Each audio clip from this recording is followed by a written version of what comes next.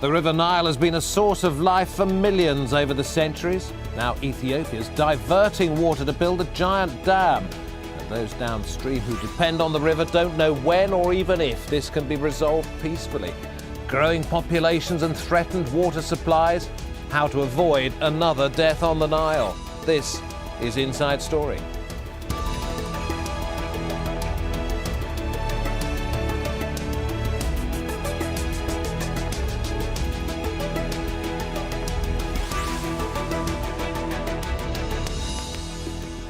Hello, warm welcome to this edition of Inside Story with me, David Foster. Well, the Nile is not just a river in Egypt. It actually flows through 11 African countries, and Ethiopia wants to divert parts of it to create a $4.7 billion hydroelectric dam, the 11th biggest in the world.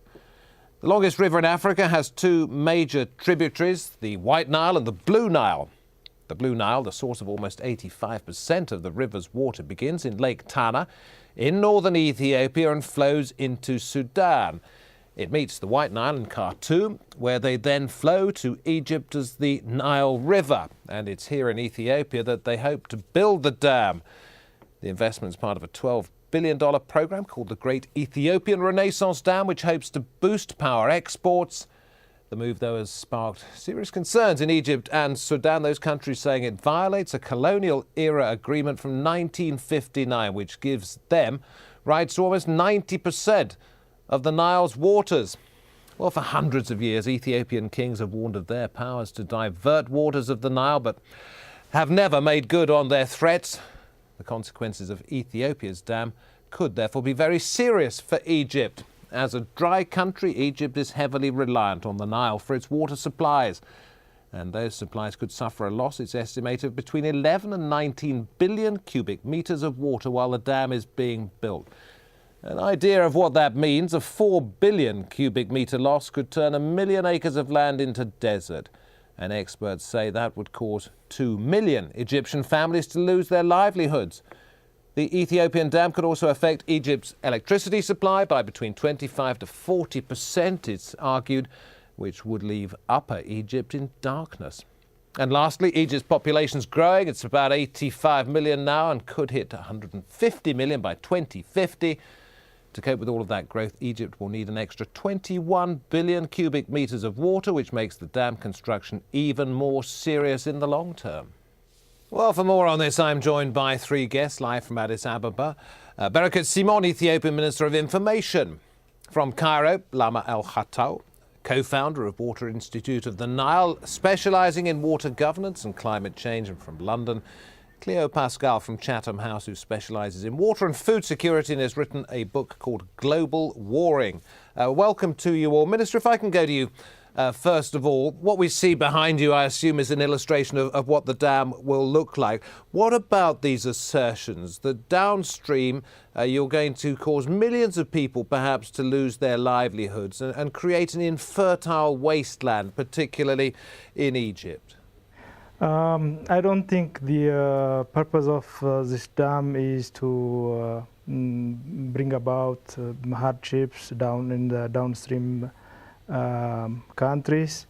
The purpose of it is to generate electricity with the amount of 6,000 megawatts and to benefit from this. And I think with the cooperative framework...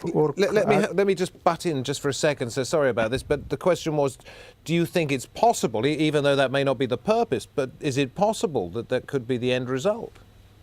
I don't think that would be the end result. The end result would be more flow of water from the Nile River to the downstream riparian countries, because we believe in Ethiopia we're doing a lot of conservation workers, environmental improvement workers, whereby we are enriching the underground water of the country so that we will have more waters in our streams, obviously going downstream. So I don't think that that type of consequence will happen to any of the riparian states downstream.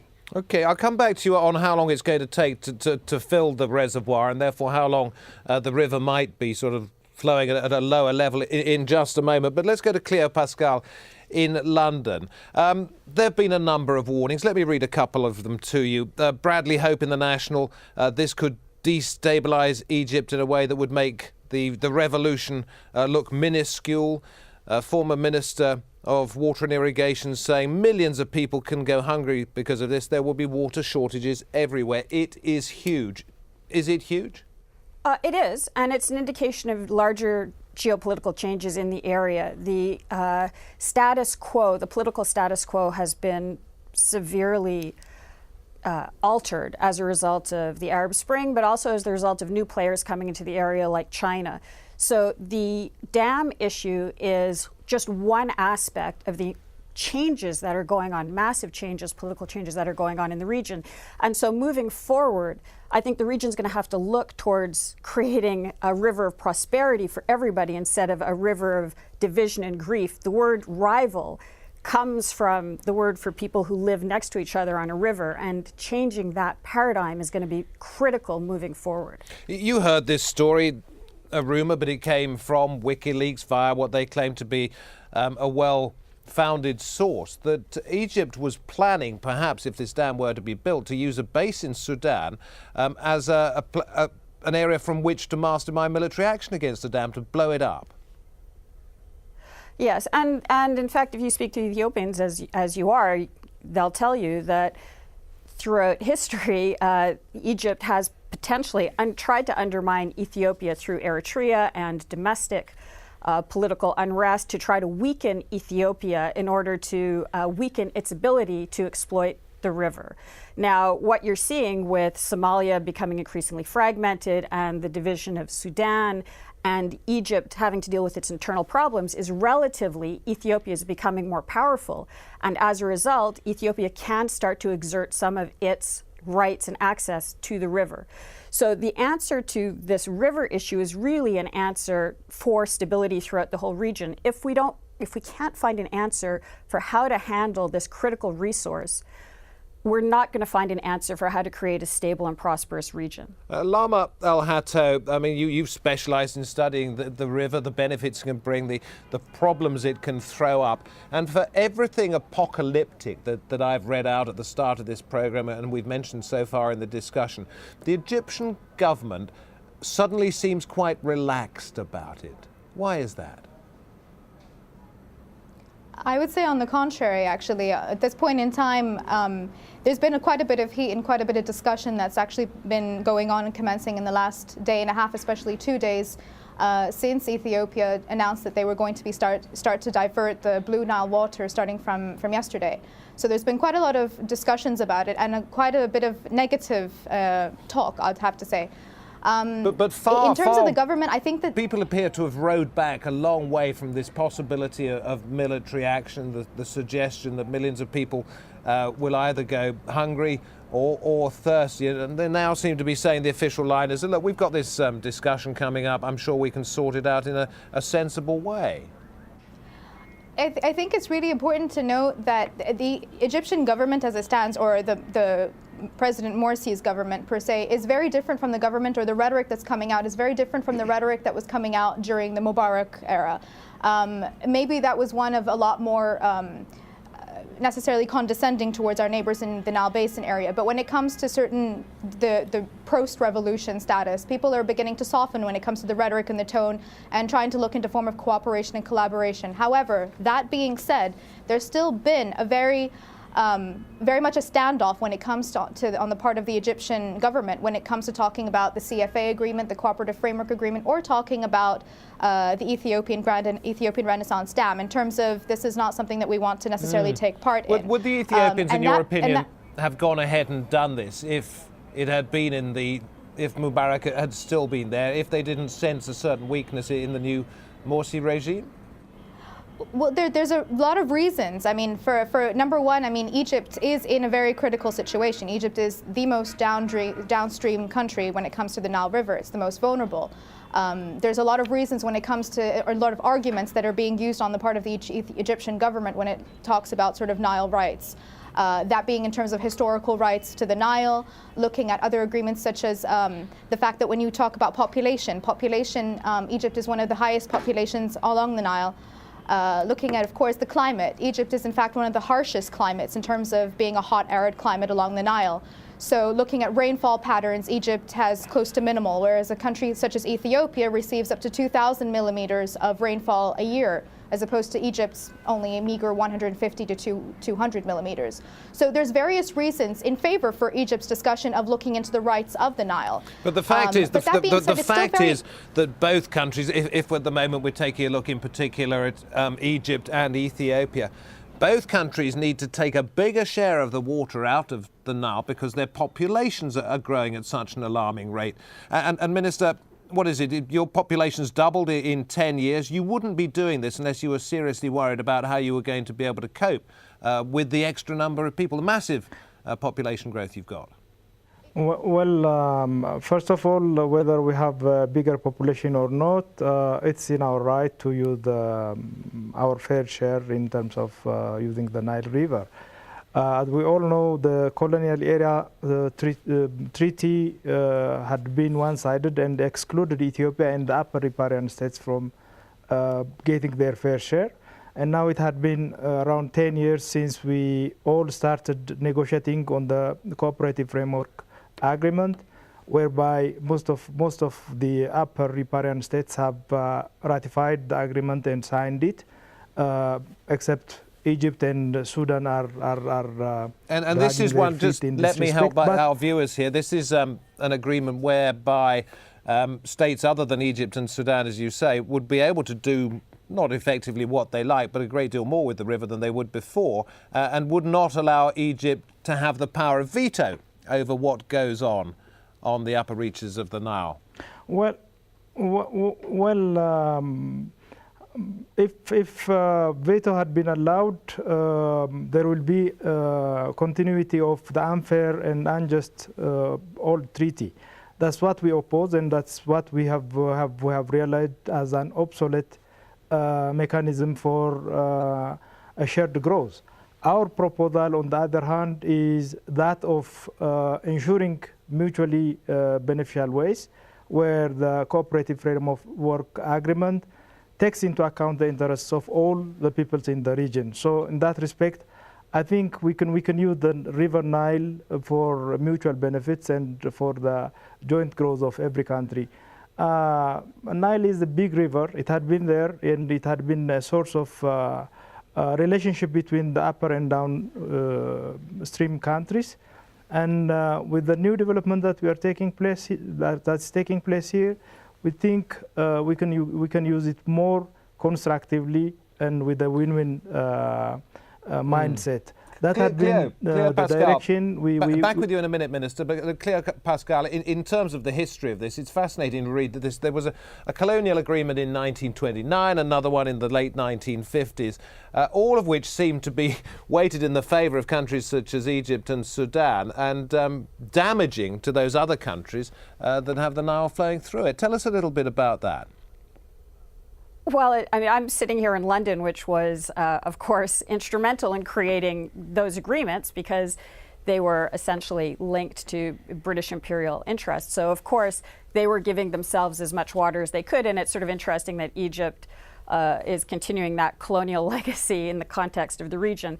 And it's worth also remembering that those agreements fixed in place a sort of divide and rule construct, which was part and parcel of how the British Empire ran.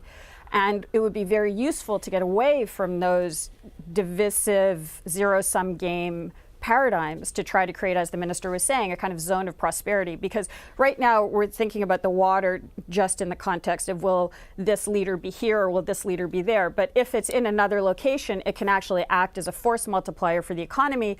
And then, for example, you can afford desalination plants, which would give you a different source of water. You know, there needs to be a rethinking of water use along the entire system. Because Egypt, water is a weapon, growing. isn't it? Sorry.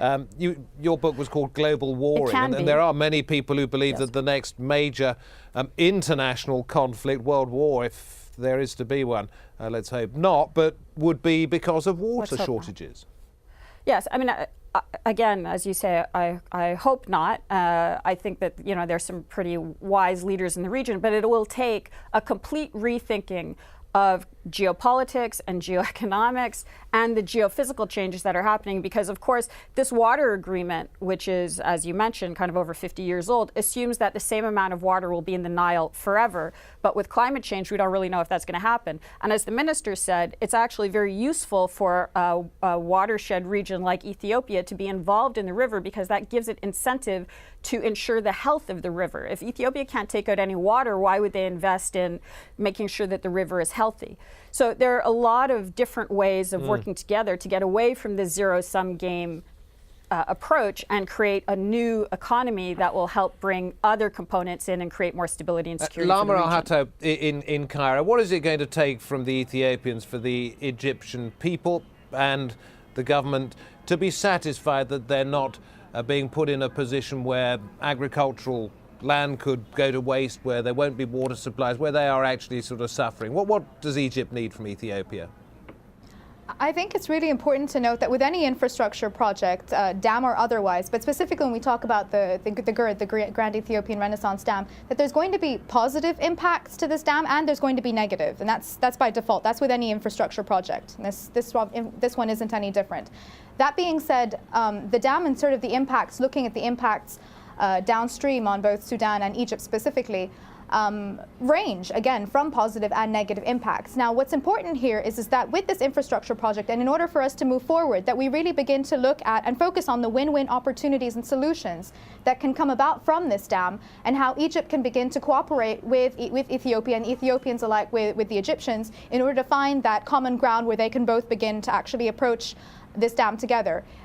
One particular actual solution would be an actual investment in this dam, and that would actually make things a lot of things move in the right trajectory when we can begin to talk about an actual sort of concrete solidification and unification of this collaboration between Egypt and Ethiopia. Is it possible? So that's one solution. Do you think it's possible that in the event of increased tensions between the two countries, Ethiopia could use this dam as a means of switching off water supplies to those nations that it disagrees with? Can I come in? I'm going to get you in a second, sir, if I may, but I want to get the Egyptian point of view before I come to you.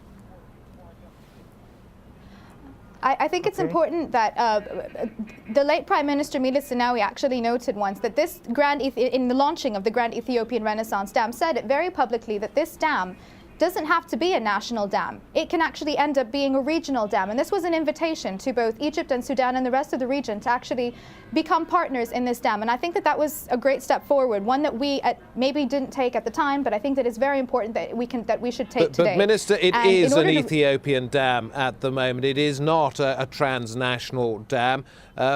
Your reaction to the question that I put to Lamar Al-Hatta is what? Ethiopia does not have such an intention. The only intention of Ethiopia is to use this water for production of electricity, and ensure as well constant flow, regulated flow to the downstream countries. Let me give you one example. I think whenever we do such big dams, I think the benefits for the riparian states, especially for the downstream riparian states, is enormous. We have built a dam on the Takaze River, which is quite big. But apart producing electricity for Ethiopia, the main beneficiaries of this dam are the Sudanese farmers. If you look into the northeastern part of Sudan, farmers there are getting more water, regular water, and the increase of the flow of water, even during the dry seasons, has been confirmed. The same will be true with the Nile Dam, because during the dry seasons, all the downstream riparian countries will get regulated water and constant flow.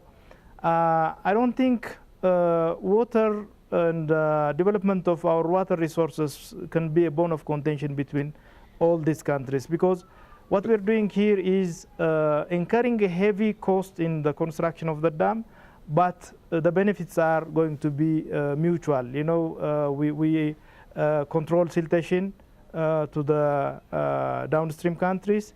We also ensure regular high flow of water to downstream countries. So I don't think this myth of war related to water resources happens here. Minister, you and the other guests might like to hear what some of our viewers are saying. These are some of the things that have been put on Facebook, first by Matt Davis. Diverting rivers is an ecologically dangerous practice, he says. One mistake and Egypt could become the next Aral Sea, which we know has sort of shrunk enormously because of water diverted from it over the last 25 years. And Amjad Adlan Awad Yusuf adds, as a Sudanese, we support our Ethiopian brothers to go ahead in constructing such a great dam. Egypt has taken more than their share in Nile waters. Cleo Pascal in London, tell us about the possibility of water being used as a weapon of war. Well, if it were to be used, it would be considered an act of war and retaliation would be legitimate. One would hope that it wouldn't come to that, but I think the awareness of that being considered an act of war would limit its use in such a way. I think what would be more likely is that through climate change or other issues, less water appears in the dam than the dam is designed for, depending on the dam design. And do you believe, as some people have suggested, that it could take 2, maybe 3 years to fill up the reservoir, and the water that's diverted into that at the time would therefore no longer be going downstream, and that could cause, if not long-term problems, then major problems in the short term? I'll defer to the minister on that. It's a technical issue. I know that dams are becoming notoriously unpredictable. The Three Gorges Dam still isn't full, for example. So with okay, with well, these let's issues hear what the of minister has to say. Yeah. How long is it going to take you Please. to fill this huge dam? And in the meantime, is it going to mean less water going downstream? Well, first, allow me to respond to the first questions of the damage or the alleged damage that happened with diversions. What we are doing is rerouting the water from its original course a little bit so that we can start constructing the dam on the riverbed. So the flow of water to Sudan as well as Egypt has not been stopped. And I don't think using and developing water resources would be harmful. Humanity has been able to develop by controlling and developing its water resources. So this is not different in Ethiopia as well. Well, I mean, look what happened as the reader, as the viewer said, look what happened to the Aral Sea. I mean, it's empty now. What we're going to do is to create big lakes which will add up to the amount of water that flows downwards. But also regarding the time needed for filling the dam, we're not going to do it in a completely irresponsible way. We are going to do it responsibly. We know water has to flow both to ensure the downstream countries. Minister, I'm going to have to stop you. I'm going to have to stop you at that point. One final word from Cairo. Alama al-Hatto, do you believe what the ancient philosopher Herodotus, you find out all sorts of things researching this program, who said Egypt is the Nile and the Nile is Egypt? Absolutely, that's true, but the Nile doesn't run only through Egypt. It runs through 11 riparian countries, and so it's not Egypt alone. However, there is something I wanted to just point out in reference to what the minister was saying. There's the tripartite committee, or the committee that was formed basically with experts from Egypt, Sudan, Ethiopia, and 4 international experts to assess the impacts of the GERD Dam on downstream countries like Egypt and Sudan. This committee has been working to investigate the socioeconomic, hydrological impacts, all the different various impacts on this dam that this dam will cause. The issue is that this report, it was intended to be released in January, and then it was postponed to February, and then finally postponed to May, where it's actually intended to be released today. The shocking part was that I'm going to have to stop you. I'm sure if this program were 2 hours long, it would not be enough. Barakat Simon, Minister of Information from Ethiopia. Appreciate your time, Minister. Alama al-Hatto, we just heard from there out of Cairo, and Cleo Pascal talking to us from London. Thank you too very much for joining us on this edition of Inside Story. Send us your feedback at insidestory@aljazeera.net. From me, David Foster, and from the Inside Story team, thanks for watching. See you next time.